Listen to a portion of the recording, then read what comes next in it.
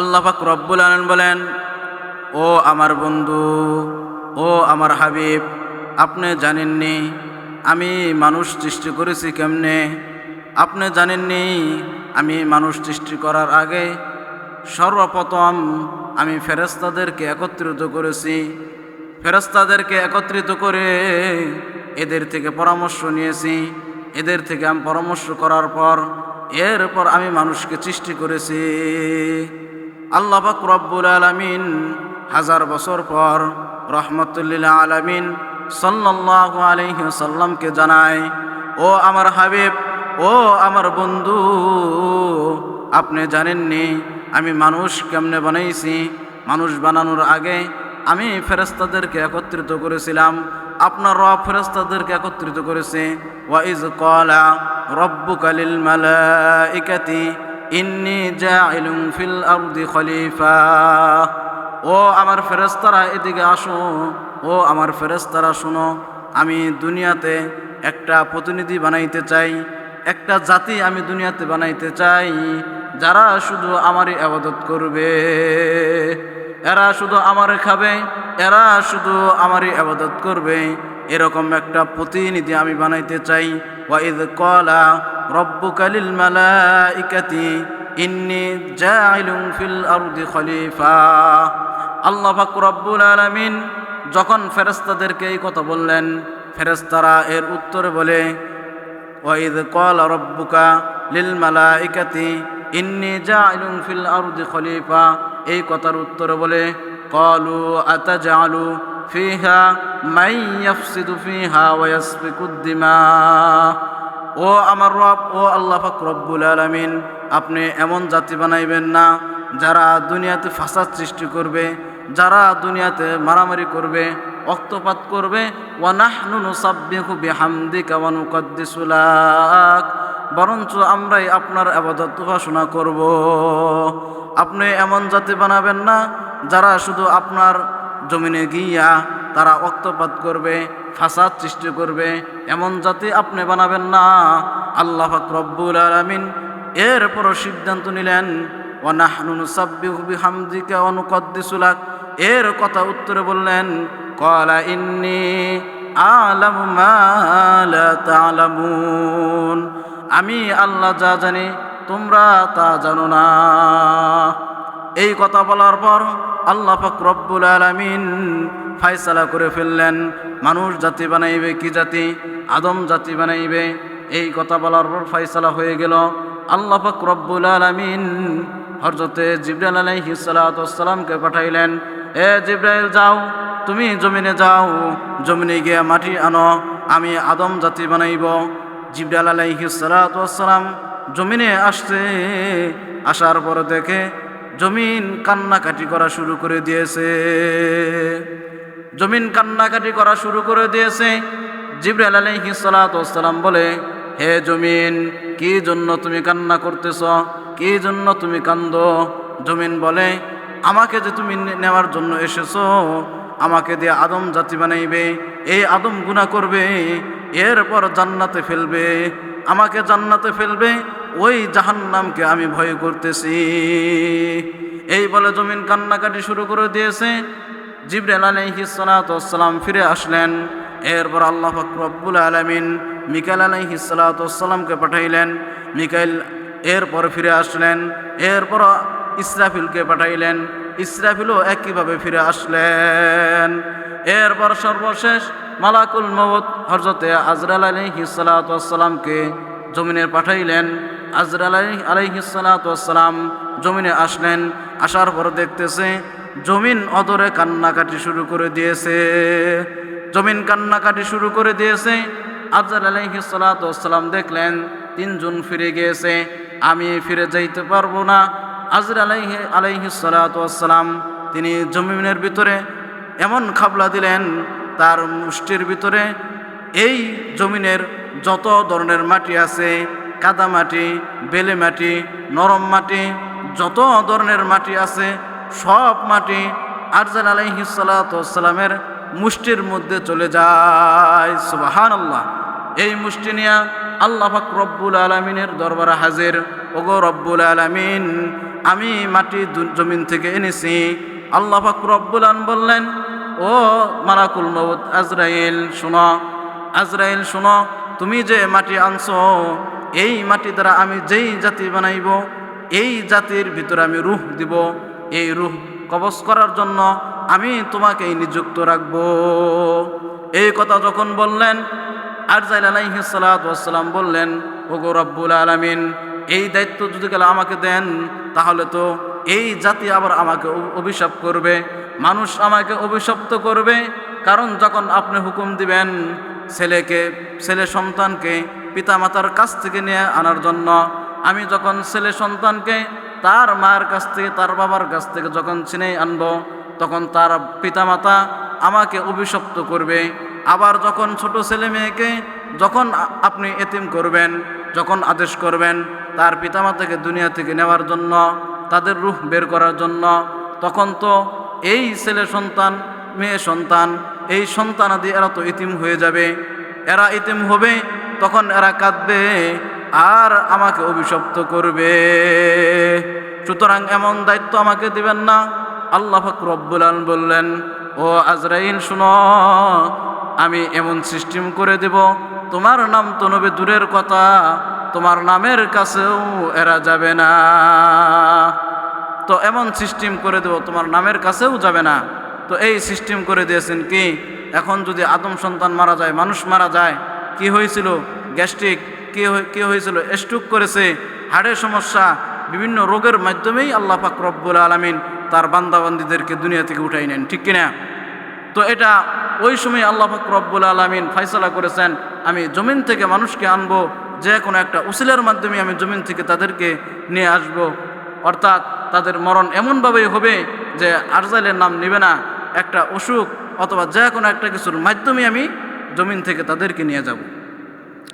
এরপর আরজাইল আলাইহিস সালাতু ওয়াস সালাম বললেন, ঠিক আছে, তাহলে আল্লাহ পাক রব্বুল আলামিন, আমি এই দায়িত্ব নিতে তাহলে পারবো।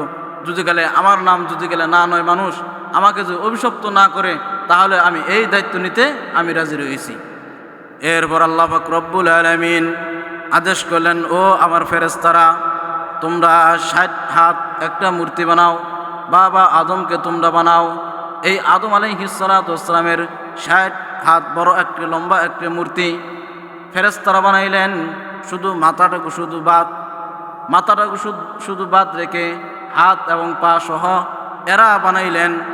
এরপর আল্লাহ পাক রব্বুল আলামিন কাছে বললেন, ফেরেশতারা, ওগো রব্বুল আলামিন, এই যে বানাইছি শুধু মাথাটা বাদ রয়েছে, আমার আল্লাহ পাক রব্বুল আলামিন তার কুদরতি হাত দ্বারা এই মাথাটাকে বানাইলেন, কানকে এবং নাক এবং মুখ এবং চোখ সুন্দর করে আল্লাহ পাক রব্বুল আলামিন বানাইয়া তার কুদরতির হাত দ্বারা স্পর্শ করে বানাইলেন। বানাইয়া ঘোষণা করে দিলেন, ওয়াত্তিনি ওয়াজ্জাইতুন ওয়া তুরি সিনিন ওয়া হাযাল বালাদিল আমিন লাকাদ খালাকনাল ইনসানা ফি আহসানি তাকওয়িম। সুবহানাল্লাহ। আল্লাহ পাক রব্বুল আলামিন এই সূরার মধ্যে 4টা কসম খাইলেন।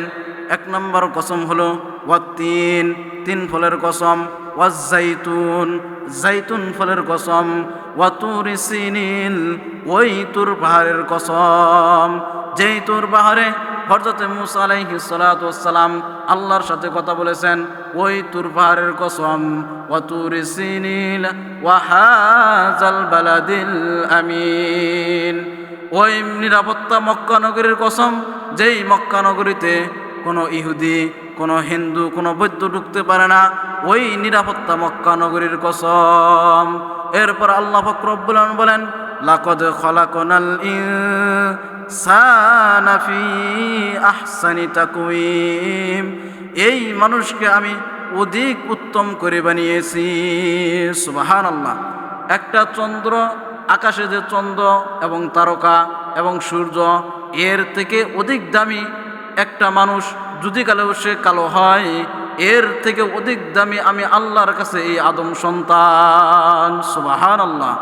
হামদে বেহুত মর খুদায়ে পাকরা আকে ইমা दाद मुश्ते खाकरा हमद बेखुद मर खुदाए पाकरा आके ईमान दाद मुश्ते खाकरा आके दर आदम दमे दुरूहेरा दादे अस्तु फाना जातु नुहेरा अल्लाहु আকবার। এরপর আল্লাহ পাক রব্বুল আলামিন আদম আলাইহিস সালাতু ওয়াস সালামের মূর্তি 60 হাত বানিয়ে ফেললেন। এরপর আল্লাহ পাক রব্বুল আলামিন তার নাকের ভিতরে ফু দিলেন। নাকের ভিতরে ফু দেওয়ার পর আদম থেকে নিয়া ঈসা পর্যন্ত এবং আমাদের নবী পর্যন্ত যত পয়গম্বর দুনিয়াতে আসছে এই পয়গম্বরের রূহ আদম আলাইহিস সালাতু ওয়াস সালামের ভিতরে প্রবেশ করল। শুধু তাই নয়, আদম থেকে নিয়া কিয়ামত পর্যন্ত যত আদম সন্তান আসবে এই সকল রূহ আদম আলাইহিস সালাতু ওয়াস সালামের ভিতরে চলে গেল। সুবহানাল্লাহ। তো আদম আলাইহিস সালাতু ওয়াস সালামের ভিতরে যখন রূহ দিলেন তখন আদম আলাইহিস সালাতু ওয়াস সালাম নড়াচড়া করতে পারে। কি দ্বারা নড়াচড়া করে? তো এটা রূহ, এটা কেমন জিনিস? এটা হলো একটা আল্লাহর আদেশ। আদেশ আছে তো ভিতরে আছে, আদেশ নাই তখন ভিতরে তার থাকবে না। অথচ আমরা এই সামান্য একটা জিনিস নিয়ে আমরা আজকে দুনিয়াতে লাফালাফি করি, হ্যাঁ, আমরা বরত্ব দেখাই, অথচ এটা কি একটা জিনিস ধরাও যায় না, ছোঁয়াও যায় না। মৃত ব্যক্তির পাশে বসে থাকেন, তার বাদও দেখতে পারেন না কেমনে রূহটা চলে যায়, ঠিক কিনা? কেমনে রূহটা চলে যায় এটা আপনি দেখতেও পারেন না, এটা কেমন একটা জিনিস। অথচ এই জিনিস নিয়ে আমরা লাফালাফি করি, দুনিয়া দুনিয়া দুনিয়া, আমরা শুধু এরকম লাফালাফি করি। আল্লাহ পাক রব্বুল আলামিন আদম আলাইহিস সালাতু ওয়াস সালামকে বানাইলেন, তার ভিতর রূহ দিলেন। এরপর আল্লাহ পাক রব্বুল আলামিন আদম আলাইহিস সালাতু ওয়াস সালামের ভিতরে ইলম দিয়ে দিলেন। কি ইলম? ও আদম, এটা হলো আম, এটা হলো কাঁঠাল, এটা হলো পেয়ারা, এটা হলো আনারস। এই বিভিন্ন কিছুর ইলম আদম আলাইহিস সালাতু ওয়াস সালামের ভিতরে দিয়ে দিলেন। সুবহানাল্লাহ। আদম আলাইহিস সালাতু ওয়াস সালামের ভিতরে ইলম দিয়ে দিলেন। আজকে মানুষ এই ইলম দ্বারাই বিভিন্ন কিছু বানাইতেছে। এই যে বিমান, এই যে 1000 ফিট উপরে উড়ে, এটা তো মানুষই বানাইছে, ঠিক কিনা? এই ইলম তো আল্লাহ পাক রব্বুল আলামিন দিয়েছেন মানুষের মাথায়। এই যে কারেন্ট, এই যে তার দেখা যায়, এর ভিতরে কি আছে? কারেন্ট আছে। এটা ধরলে কি মারা যাবেন, অথচ কিন্তু এই কারেন্ট কিন্তু দেখা যায় না। এই কারেন্ট বানানোর এই ইলমটা তো আল্লাহ পাক রব্বুল আলামিন দিয়েছেন। এই ইলম মানুষের ভিতরে দিয়েছে, অন্য কোনো কিছুর ভিতরে এই সমস্ত ইলম নাই। যার কারণে মানুষকে আল্লাহ পাক রব্বুল আলামিন দুর্বল করে বানিয়েছেন। একটা ছোট্ট একটা শিশু, তার হাঁটতে 1 বছর এমনকি 1.5 বছর লেগে যায়, অথচ একটা মুরগির ছানা সে ডিম থেকেই উঠে দৌড় মারে। সুবহানাল্লাহ। আলহামদুলিমান কদ্দারা খায়রাও ওয়া খাবালা ওয়া শুকরু লিমান সাওয়ারা হাসনাও ওয়া জামালা লা দিদ্দা ওয়ালা নিদ্দা ওয়ালা হাদ্দা লিমাওলা আলআনা কামা কানা ওয়া লাম ইয়ালকা যাওয়ালা لا تشرك بالله ولا رب سواه لا تشرك بالله ولا رب سواه لا والد ولا ولد ولا أم لا خلا أي بہر کرم صدق حسین ابن علی کا پیاسا ہوں مجھے شربت دار پلا دو جو لوگوں کے کہلاتے ہیں سگ تیری گلی کے उन लोगों के दफ्तर मेरा नाम লেখা দো। আল্লাহু আকবার। তো মানুষ আল্লাহ পাক রব্বুল আলামিন তাদেরকে দুর্বল করে বানিয়েছেন। আর অন্যান্য প্রাণী আছে যা কিছু, এরা হলো মানুষের থেকে শক্তিশালী। আদম আলাইহিস সালাতু ওয়াস সালামের ভিতরে ইলম দিয়ে দিলেন। এরপর ফেরেশতাদেরকে বললেন, ফেরেশতারা এই এই জিনিসের নাম বলো। তখন ফেরেশতারা বলতে পারে না, তারা বলে, আল্লাহ আমরা তো জানি না এই এই জিনিসের নাম কি, আমরা তো শুধু আপনারই ইবাদত করি। তখন বললে, দেখো আমার আদম বলতে পারে এই সকল কিছুর নাম, অথচ তোমরা বলতে পারতেছো না, সুতরাং কি করো, আদমকে তোমরা সিজদা করো। ওয়া ইয কুলনা লিল মালাইকাতি ইসজুদু লিআদম ফাসাজাদু ইল্লা ইবলিস। আল্লাহ পাক রব্বুল আলামিন বললেন, ও আমার ফেরেশতারা, তোমরা আদমকে সম্মান করো, তোমরা সেজদা করো। এই কথা যখন বললেন সকলেই সেজদা করলো। ওয়া ইয কুলনা লিল মালাইকাতি ইসজুদু লিআদামা ফাসাজাদু ইল্লা ইবলিস। সকল ফেরেশতারা সেজদা করলো, কিন্তু ইবলিস সে সেজদা করলো না। ইবলিস কি করলো না? সে সেজদা করলো না। সকল ফেরেশতা সেজদা করলো। আল্লাহ পাক রব্বুল আলামিন বললেন, আরে সবাই তো সেজদা করতেছে, তুমি কেন সেজদা করো না? তখন ইবলিস বলে কি, যে খলাকতানি মিন নার ওয়া খলাকতাহু মিন তিন। আল্লাহ, তুমি আমাকে বানাইছো আগুন দ্বারা, আর আদমকে বানাইছো তুমি মাটির দ্বারা। এই আগুনের কাজ হলো উপর দিকে যাওয়া, আর মাটির কাজ হলো নিচে থাকা। সুতরাং আমি উপরের জিনিস হয়ে, আমি আগুনের তৈরি হয়ে মাটির তৈরি মানুষকে আমি সেজদা করতে পারবো না। এই কথা যখন বললেন, আল্লাহ পাক রব্বুল আলামিন বললেন, ফাখরুজ মিনহা, আমার এখান থেকে তুমি বের হয়ে যাও। ইবলিসকে বের করে দিলেন। আর ইবলিস কি কম ইবাদত বন্দেগী করছিল? পৃথিবীর এমন কোনো জায়গা নাই সে সেজদা না করছে। এই ইবলিস একটা হুকুম না মানার কারণে, আদমকে সেজদা না করার কারণে আল্লাহ পাক রব্বুল আলামিন তাকে জান্নাত থেকে বের করে দিলেন। বললেন, ফাখরুজ মিনহা, আমার এখান থেকে বের হয়ে যাও, আমার এখানে তুমি থাকতে পারবে না। তাহলে আমরা কতটুকু দামি আল্লাহর কাছে, যে একজন বেশি ইবাদত বন্দেগী করার একজন যাকে বলা হয় মুআল্লিমুল মালাইকা, ফেরেশতাদের সর্দার, ফেরেশতাদের উস্তাদ, এমন একজন ইবলিস ছিলেন। সে আদমকে সেজদা না করার কারণে তাকে কি জান্নাত থেকে বের করে দিলেন। তাহলে আমরা কতটুকু সম্মানিত মানুষ। আর আমাদের খেদমত করার জন্য অনেক ফেরেশতা, প্রত্যেকটি আদম সন্তানের পিছনে অনেকগুলো ফেরেশতা রয়েছে মানুষের খেদমত করার জন্য। একটা হুকুম না মানার কারণে ইবলিসকে তাড়িয়ে দিলেন। আর আমরা আল্লাহ পাক রব্বুল আলামিনের অসংখ্য নিয়ামত ভোগ করতেছি, অথচ আল্লাহ পাক রব্বুল আলামিন আমার এক লুকমা খাবারও বন্ধ করে নাই, ঠিক কিনা? তাহলে আল্লাহ পাক রব্বুল কত রহমান, কত মেহেরবান। আমি আল্লাহর এত এত নাফরমানি করি, তার বাদেও আল্লাহ পাক রব্বুল আলামিন আমার খাবার বন্ধ করে নাই। আর অথচ ইবলিস সেজদা না করার কারণে 1000 বছর সে ইবাদত করছে, তার বাদেও কি তাকে জান্নাত থেকে বের করে দিলেন। ইবলিস বলে, আল্লাহ, আমাকে বের করে দিলা, এত বছর ইবাদত বন্দেগী করলাম, আমাকে কি তুমি খালি হাতেই ফিরিয়ে দিবা? এই ইবাদতের কিছু আমাকে দিবা না? এত বছর ইবাদত করছি, আমি কি কিছু পাবো না? আল্লাহ পাক রব্বুল আলামিন বললেন, কি চাস? যে আল্লাহ, যে আদম সন্তানের জন্য, যে আদমের জন্য আমাকে তুমি জান্নাত থেকে বের করে দিলা, এই আদম সন্তানকে আমি জাহান্নামে নিয়ে যাব, আমাকে কিয়ামত পর্যন্ত হায়াত দিতে হবে। আল্লাহ পাক রব্বুল আলামিন বললেন, ঠিক আছে, যাও, তোমাকে কিয়ামত পর্যন্ত হায়াত দিয়ে দিলাম। আল্লাহ পাক রব্বুল আলামিন বললেন, আর কি চাস? যে আমাকে রিজিকের ব্যবস্থা আপনার করে দিতে হবে। আল্লাহ পাক রব্বুল আলামিন বললেন, যা, তোকে রিজিকের ব্যবস্থা করে দিলাম। আর কি চাস?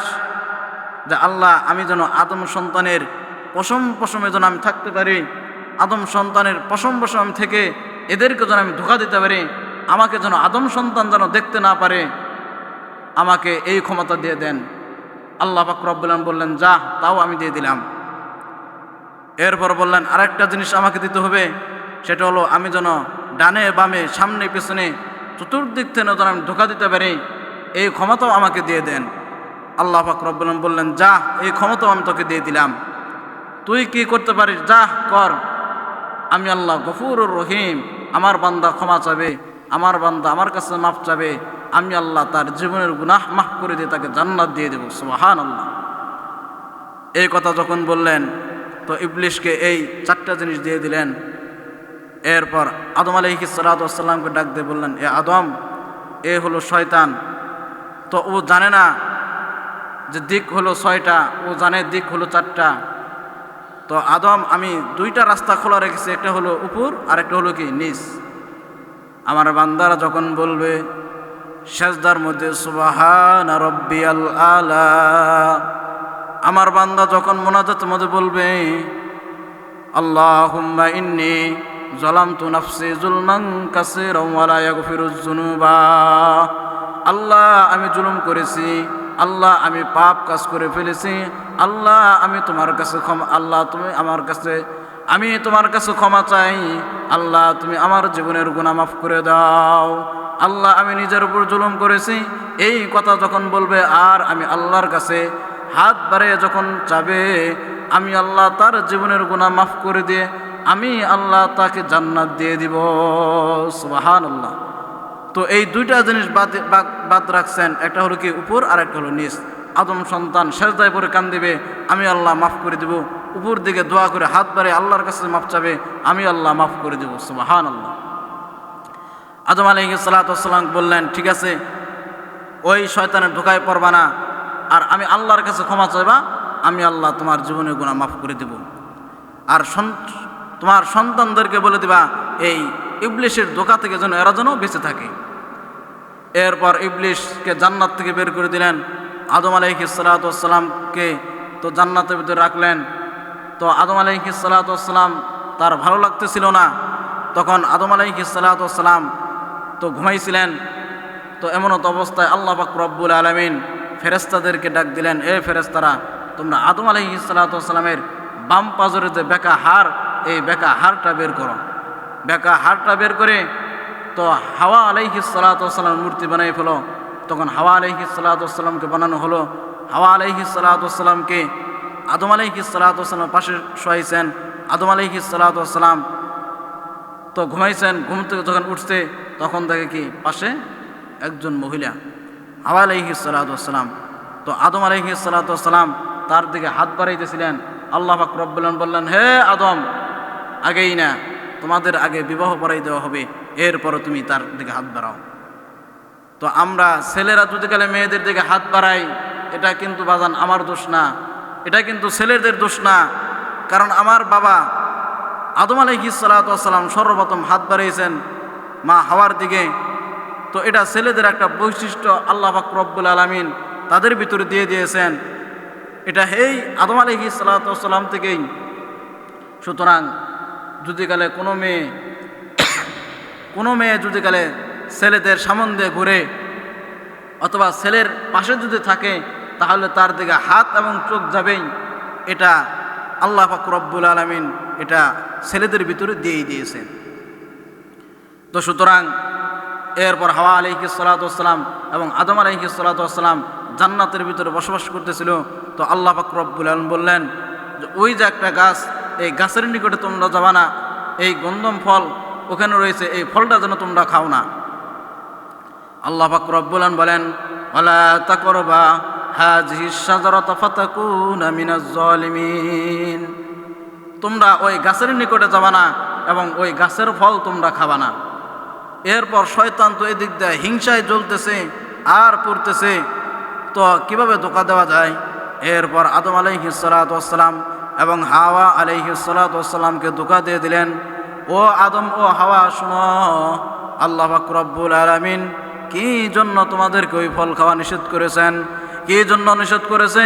তোমরা যদি কালে ওই গাছের ফল খাও, তোমাদের দীর্ঘ হায়াত বেড়ে যাবে, তোমরা এই জান্নাতের ভিতরে আজীবন থাকবা, তোমাদের দীর্ঘ হায়াত বেড়ে যাবে, সেজন্য ওই গাছের ফল খাওয়া তোমাদের নিষেধ করেছে। এইভাবে যখন শয়তান যখন ধোঁকা দিল, এই ধোঁকায় প্রতারণায় পড়ে আদম আলাইহিস সালাতু ওয়াস সালাম এবং হাওয়া আলাইহিস সালাতু ওয়াস সালাম ওই গাছের ফল খেয়ে ফেললেন। তো ওই গাছের ফল যখন খেয়ে ফেললেন, তখন আল্লাহ পাক রব্বুল আলামিন তাদেরকে কি করলেন? দুনিয়াতে বের করে দিলেন, যে যাও, আমি তোমাদেরকে নিষেধ করেছিলাম কিন্তু তোমরা আমার কথা মানলা না, যাও তোমরা দুনিয়াতে এখন চলে যাও, জান্নাতে থাকবার আরামের জায়গা। আমি বলেছিলাম ওই গাছের নিকটে যাবা না, ওই গাছের ফল খাবা না, তো যাও। তখন আল্লাহ পাক রব্বুল আলামিন এই দুজনকে দুনিয়াতে পাঠিয়ে দিলেন। তো আমরা সেই আদম সন্তান, ওই আদম থেকেই আমাদের জন্ম। ওই আদম তিনি হলেন আমাদের আদি পিতা, তিনি সকলের পিতা। আমরা মুসলমান, ইহুদি, খ্রিস্টান, হিন্দু, বৌদ্ধ যারা আছে, এদের সকলের পিতা হলো হযরত আদম আলাইহিস সালাতু ওয়াস সালাম। ওই একজন থেকেই কি আমরা সকলেই হয়েছি। তো সেজন্য আল্লাহ পাক রব্বুল আলামিন আদম আলাইহিস সালাতু ওয়াস সালামকে কী করে দিলেন? জমিনে বের করে দিলেন। আর ইবলিস তো ওখান থেকেই ক্ষমতা নিয়েই এসেছে আমাদেরকে ধোঁকা দেবে, আমাদেরকে ধোঁকা দেবে। আজকে আমরা মুসলমানদেরকে মারি, আমরা দুনিয়াতে ফিতনা ফাসাদ সৃষ্টি করে দিয়েছি। আজকে দুনিয়ার ভিতরে দলাদলি, আল্লাহ পাক রব্বুল আলামিনকে বলেছেন যে তোমরা দুনিয়াতে গিয়া এই দলাদলি করবা আর মুসলমানকেই মারবা। অথচ সে একটা দল করে, আমি আরেকটা দল করি। অথচ সেও মুসলমান, আমিও মুসলমান। সেও আল্লাহকে মানে, আমিও আল্লাহকে মানি। সেও যে নবীর উম্মত, আমিও সেই নবীর উম্মত। অথচ আমাদের এটা বুঝ নাই, শুধু বুঝ একটাই, সে কোনো ওই দল করে, সুতরাং তাকে মারো। আমাদের ভিতরে আজকে এরকমভাবে এই জিনিসটাই চলে এসেছে। সে কেন ওই দল করে, সে কেন আমলিগ করে, সে কেন বিএমপি করে, এই দলাদলের ভিতরে আমাদের চলতেছে। অথচ আল্লাহর জমিনে আল্লাহর আইন চলবে, আল্লাহর হুকুম আমরা মানব। আমরা একই নবীর উম্মত, আমরা এক আল্লাহকেই মানি। কিন্তু আজকে মুসলমানের ভিতরে এমন হয়ে গেছে, মুসলমানদেরকে মারতেছে। এজন্য এই যে আদম আলাইহিস সালাতু ওয়াস সালামকে দুনিয়াতে পাঠিয়ে দিলেন, তো মুসা আলাইহিস সালাতু ওয়াস সালাম তো আদম আলাইহিস সালাতু ওয়াস সালামকে বলছিলেন যে হে আব্বাজান, আপনি কীরকমভাবে এই ভুল কাজটা করলেন? তা আপনি যদি গন্ধম ফলটা যদি না খাইতেন তাহলে তো আমরা দুনিয়াতে আসতাম না, আমরা তো জান্নাতেই থাকতাম। আপনি গন্ধম ফলটা খাইছেন, যার কারণে এখন আমাদের দুনিয়াতে আসা হয়েছে, আমরা জান্নাতেই থাকতাম। অথচ দুনিয়া আইসা হাল চাষ করো, এই বিভিন্ন কাজকর্মে লিপ্ত থাকি, আমরা আল্লাহর ইবাদতই করতে পারি না।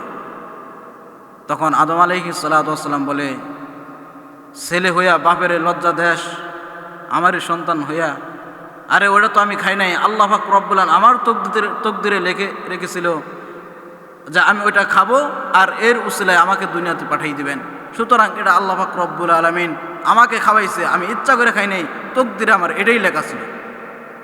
তখন মুসা আলাইহিস সালাতু ওয়াস সালাম বুঝলেন আসলেই তকদিরে যদি থাকে তাহলে সেটা হবেই, আর তকদিরে যদি গেলে না থাকতো তাহলে এটা হতো না। এজন্য আমরা ছিলাম সেই আদম সন্তান, আমরা দুনিয়াতে এসেছি। তো আমাদের কী জন্য পাঠাইছেন? এক আল্লাহর ইবাদত বন্দী করার জন্যই। তো আমাদের সেই বেশি বেশি এক আল্লাহর ইবাদত বন্দী করতে হবে। আমাদেরকে আল্লাহ পাক রব্বুল আলামিন সৃষ্টি করেছেন, বানাইছেন তারই ইবাদত বন্দী করার জন্য। সেজন্য আমরা সকলেই আল্লাহর বেশি বেশি ইবাদত করব। সকলে বলে আমিন।